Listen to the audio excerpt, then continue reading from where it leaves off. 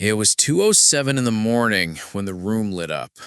Not from the streetlight outside, not from my alarm clock, but from the soft glow of a phone screen. At first I thought it was mine.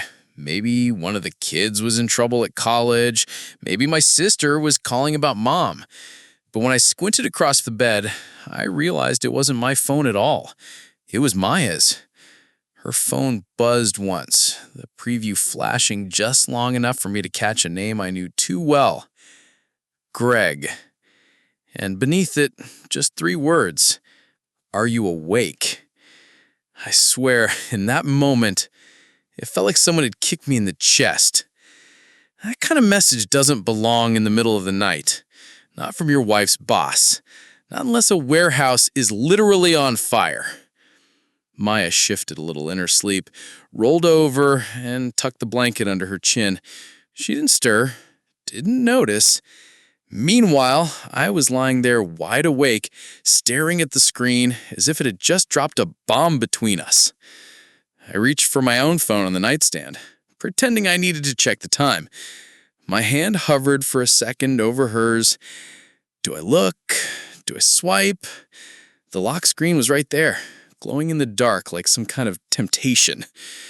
I didn't do it. Not because I didn't want to, but because in almost 20 years of marriage, I've never been that guy. We always said, trust first, privacy second. You don't snoop unless you're ready to find something you can't come back from.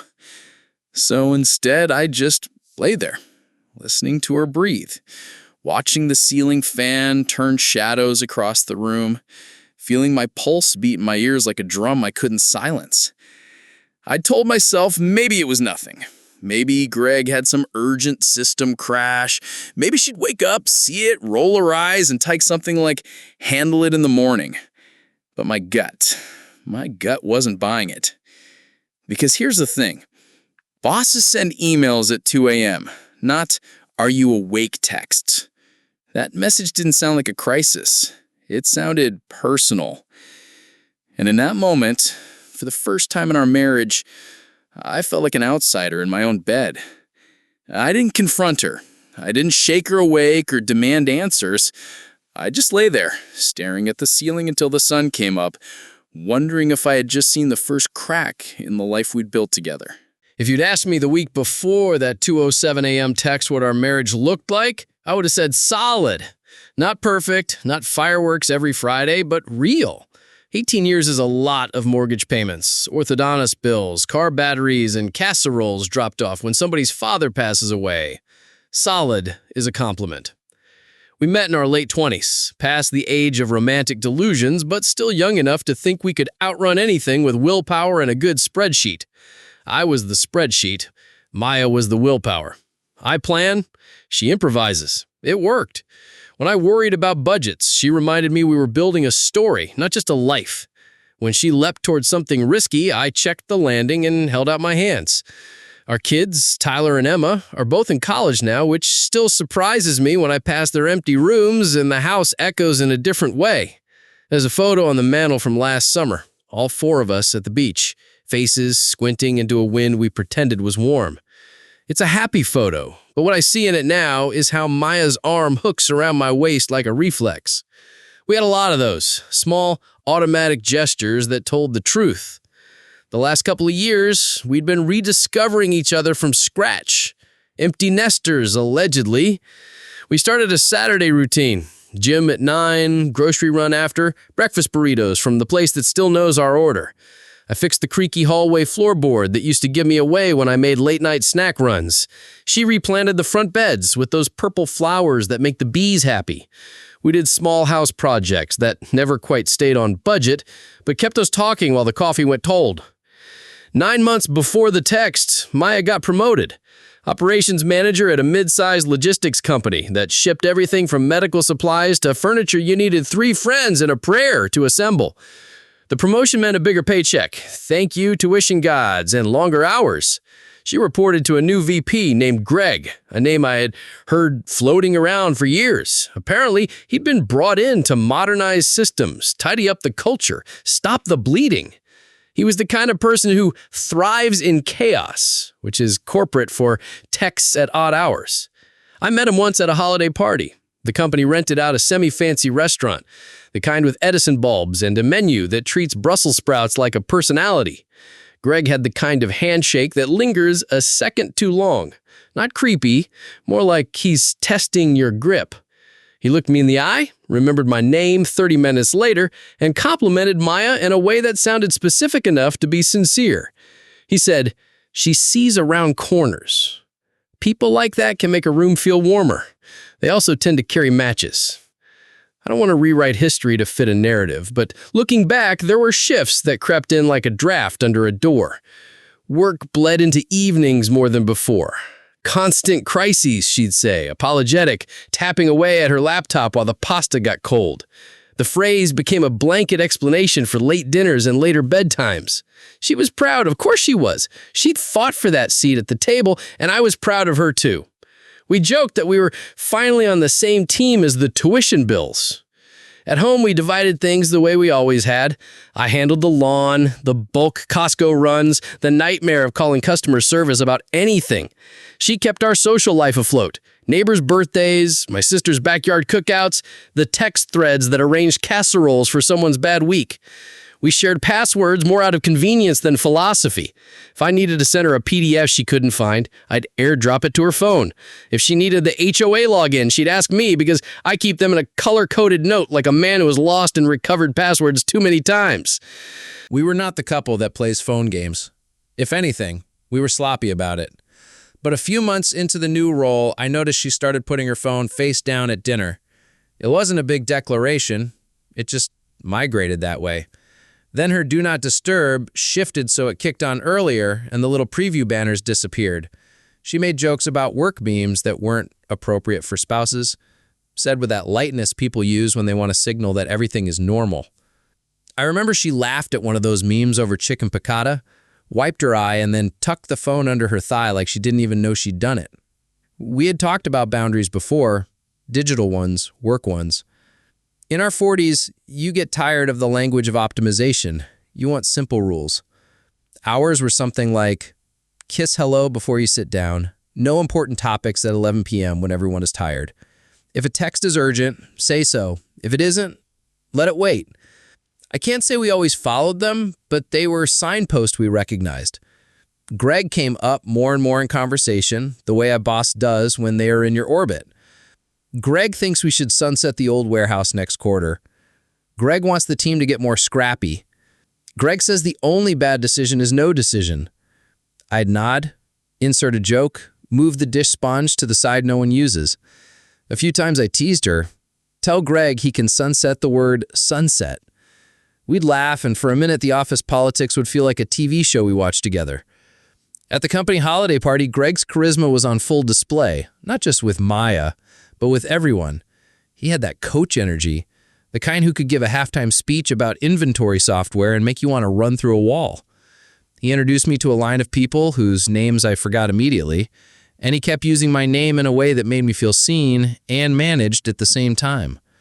When we took a photo by the fake snow backdrop, he clapped me on the shoulder and said, "You're lucky to have her." And I agreed, because I am. After the promotion, Maya started working late on vendor reconciliations and forecast reviews. Logistics is a puzzle with too many moving pieces and not enough hands to catch them. Some nights she came home with that adrenaline buzz that looks like happiness from a distance. She'd kick off her heels, pour a splash of wine, and tell me about averting some near disaster with a shipment that went to the wrong state. I learned more about pallets and SKUs than I ever wanted to know. It wasn't that she was gone, exactly. It was that she was preoccupied. Like the music in the car got turned down and neither of us noticed. We were still us. Date nights happened, sometimes at the diner that's been there since we were teenagers, sometimes at a new place with cocktails and glasses too small for the price. We talked about remodeling the upstairs bathroom, about visiting Tyler during parents' weekend, about the basketball team that can't win close games. We bickered about silly things, whether the towel should be folded in thirds or halves, whether it's acceptable to keep ketchup packets. We apologized in the same ways we always have. Tea left on a desk, a text that says, "thinking about you," a hand finding the other in the dark. That's the life that was in the bed with me when her phone lit up. 18 years of ordinary, stitched together by routines, jokes, bills, kids' schedules, the smell of her shampoo, the rhythm of the garage door at 6:45 when she pulled in after a long day. That's why the message hit like it did. It didn't just threaten trust, it threatened the map we'd been following. Because when a boss texts, "Are you awake?" at 2:07 a.m., you can tell yourself a lot of reasonable stories. System outage, truck stuck at the border, a fire to put out. But email is for fires. "Are you awake?" is for intimacy, for inside jokes in the dark, for a line that has already started to blur. I wish I could say I sat up that night with clarity, made a plan, wrote down questions like I was prepping for a meeting. I didn't. I watched the ceiling fan carve the same slow circle. I counted her breaths. I noticed that the hallway floorboard didn't creak anymore when I got a glass of water. And I missed the old sound because at least it announced things honestly. By sunrise, nothing had changed and everything had. I made coffee like I always do, 2 mugs, hers with a splash of almond milk because regular milk tastes like a barn, mine black, because I pretend I like it that way. She padded in wearing my old college sweatshirt, hair in a loose knot, kissed my shoulder and said, "Morning," like the earth hadn't shifted an inch. I said morning back and tucked the question into my pocket the way you tuck a receipt you aren't sure you'll need. That's the context. That's the canvas that text landed on. Thick with years, threaded with habits, painted in quiet colors you don't notice until someone drips something bright and impossible across it. And then the small things started to stand out, the kind you only see when your eyes have adjusted to the dark. The things I told myself were nothing, until they weren't.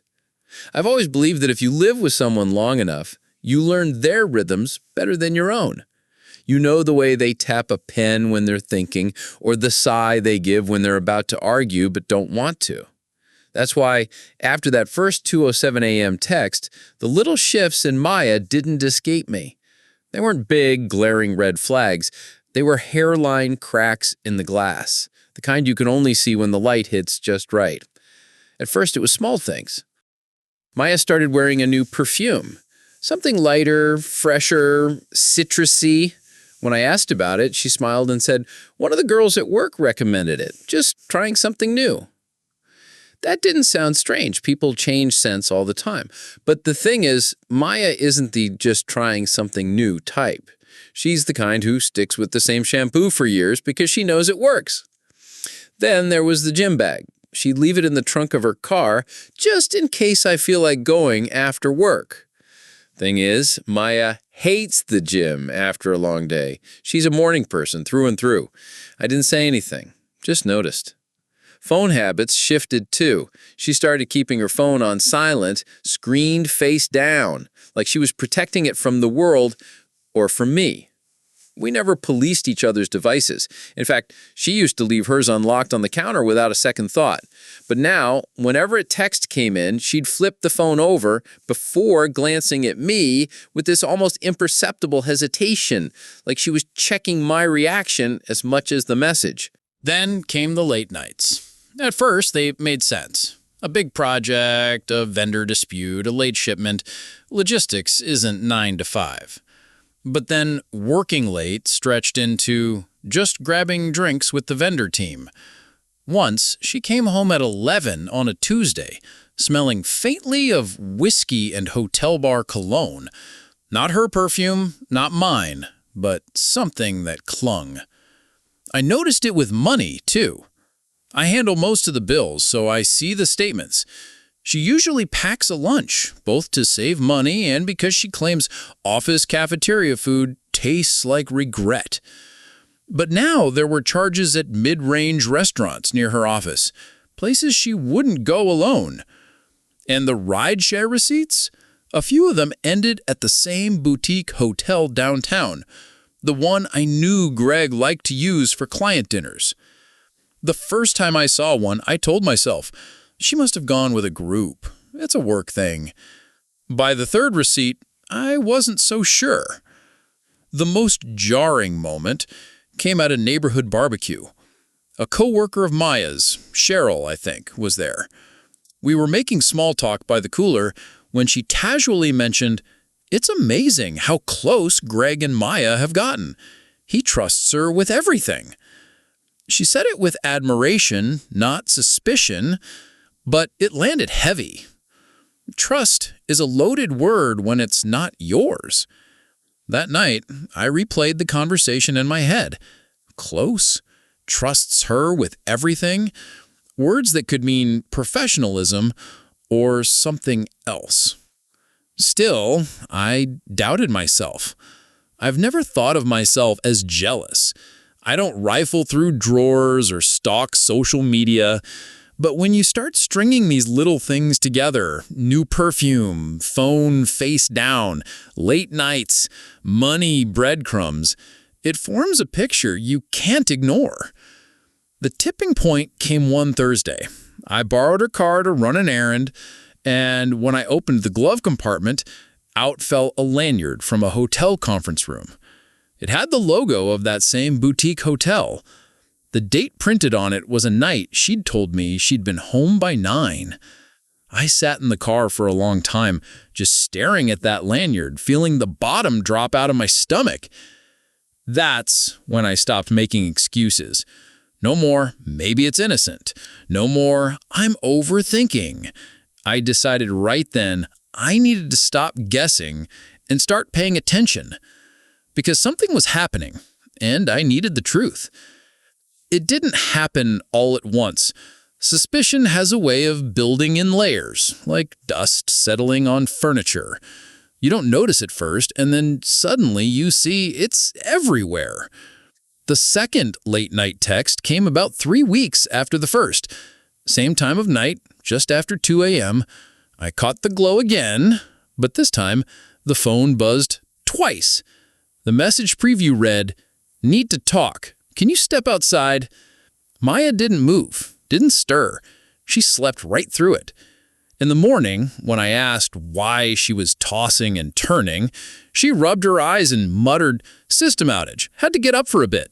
She said it so smoothly, I almost doubted what I'd seen with my own eyes. Almost. That was the turning point for me. I decided I wasn't going to live in half-truths anymore.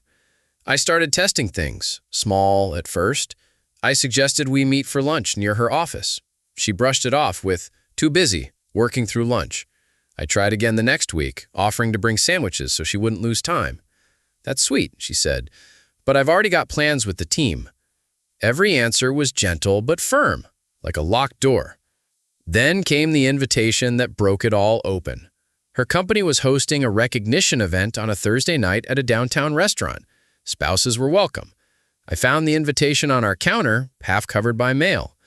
When I asked about it, she hesitated just a little too long before saying, "Honestly, it's boring, just plaques and speeches. You don't have to come." That was my cue. If she didn't want me there, I needed to be there. So that Thursday, I ironed a shirt, drove downtown, and walked into the restaurant just as the mingling began. The place was dressed up. String lights, small stage, a bar stocked with wine bottles that probably cost more than my first car. Maya looked startled to see me. She smiled quickly, but her eyes flashed something between surprise and discomfort. Greg was there, of course. He was larger than life, shaking hands, making jokes. When he saw me, he gave me that same firm handshake and said, "Good to see you again, man. Maya's been killing it at work." I nodded, smiled politely, and filed the words away. We made small talk at our table, but what caught me was the way they looked at each other when they thought no one was watching. Not obvious, no touching, no dramatic gestures, just familiarity. Like they were in on the same joke, like the air between them carried a private frequency I wasn't tuned into. And then came the moment that sealed it.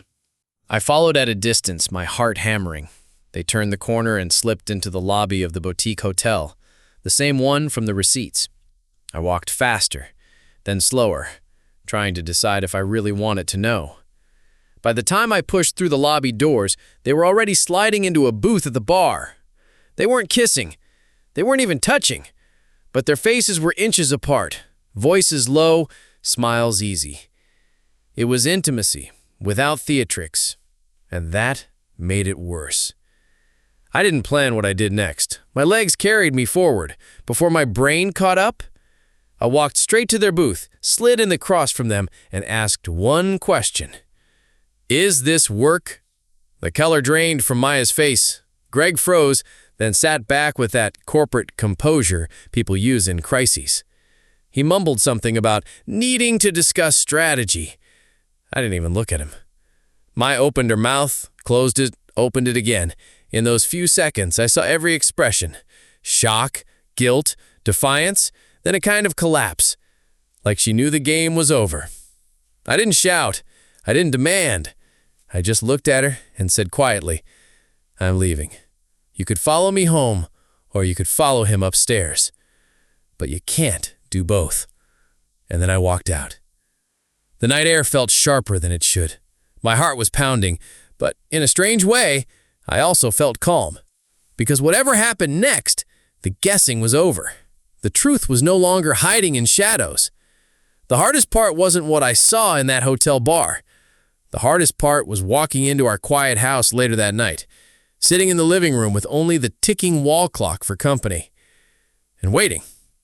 Maya came home close to midnight. Her keys rattled against the bowl by the door, the way they always did. She stood there for a moment, her silhouette framed by the hallway light, before stepping into the living room. Her face was pale, eyes swollen like she'd been crying in the car. She didn't sit right away, just hovered by the armchair, clutching the strap of her purse. I don't even know where to start, she whispered. Start with the truth, I said. My voice surprised me.